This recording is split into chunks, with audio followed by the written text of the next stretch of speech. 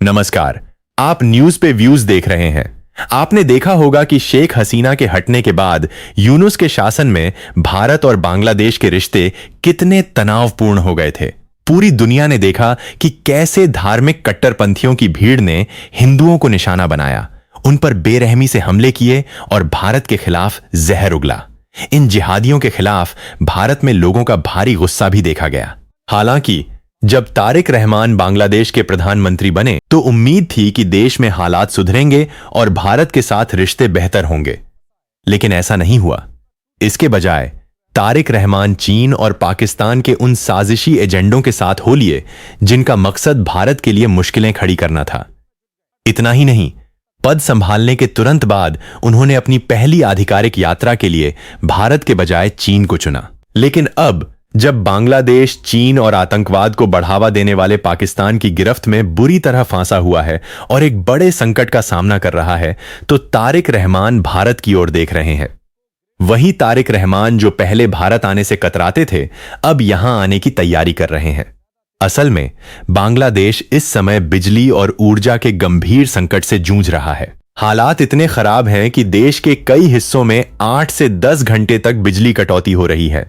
तारिक रहमान सरकार ने बिजली बचाने के लिए सभी दुकानों, बाजारों और शॉपिंग सेंटरों को रात 8 बजे बंद करने का आदेश दिया है।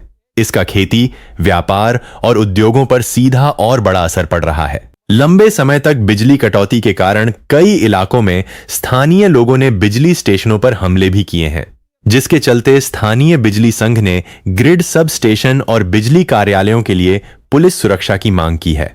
बांग्लादेश अपनी जरूरत का 90% से ज्यादा तेल और 30% गैस दूसरे देशों से आयात करता है। मौजूदा संकट प्राकृतिक गैस और ईंधन की भारी कमी के कारण पैदा हुआ है। इस संकट से निपटने के लिए बांग्लादेश अब मदद के लिए भारत की ओर देख रहा है और उसने अतिरिक्त डीजल की आपूर्ति का अनुरोध किया है। पिछले हफ्ते बांग्लादेश के ऊर्जा मंत्री इकबाल हसन महमूद के साथ हुई बैठक में भारतीय उच्चायुक्त दिनेश त्रिवेदी को इस मामले से अवगत कराया गया था। महमूद का कहना है कि भारत से अतिरिक्त डीजल उपलब्ध कराने का अनुरोध किया गया है। इस बीच बांग्लादेश के प्रधानमंत्री तारिक रहमान जल्द ही नई दिल्ली का दौरा कर सकते हैं।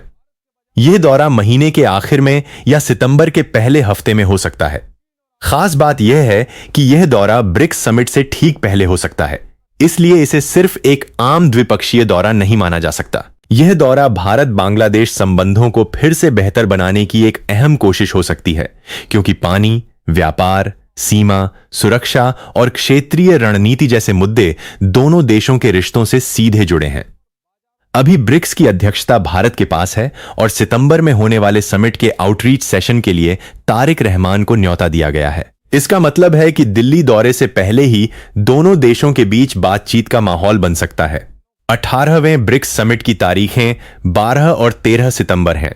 ब्रिक्स के मौजूदा अध्यक्ष के तौर पर भारत ने बांग्लादेश की प्रधानमंत्री तारिक रहमान को आउटरीच सेशन में शामिल होने के लिए न्योता दिया है। अगर समिट से पहले द्विपक्षीय दौरा होता है तो दोनों देशों को किसी बड़े क्षेत्रीय मंच पर जाने से पहले अहम मुद्दों पर आपसी समझ बनाने का मौका मिलेगा।